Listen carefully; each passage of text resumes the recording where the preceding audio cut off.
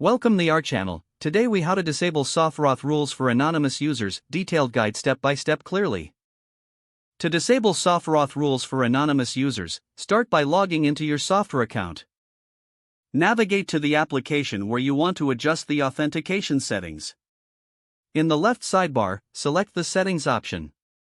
Look for the Authentication section in the Settings menu. Click on Authentication to view current rules. Identify the rules that apply to anonymous users.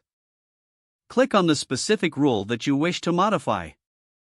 In the rule settings, locate the option labeled Enable for Anonymous Users.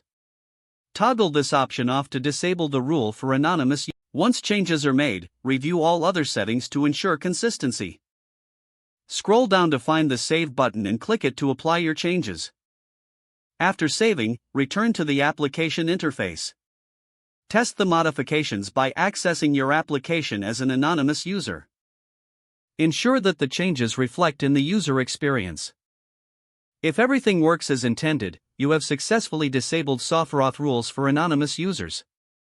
If the page does not load, refresh the browser or try again in a private or incognito window.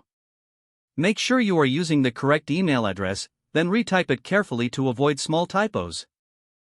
If your password is not accepted, use the reset option and create a new strong password you can remember.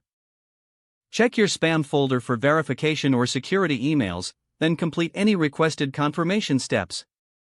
Enable two-factor authentication if available to improve account security and reduce unauthorized access risk. After signing in, review your profile details so your contact information and settings are accurate and current. If you see an error message, note it down and try again after restarting your device and internet connection. Log out when you finish, especially on shared devices, to keep your account and payment information secure. If the page does not load, refresh the browser or try again in a private or incognito window. Make sure you are using the correct email address, then retype it carefully to avoid small typos. If your password is not accepted, use the reset option and create a new strong password you can remember. Check your spam folder for verification or security emails, then complete any requested confirmation steps. Enable two-factor authentication if available to improve account security and reduce unauthorized access risk.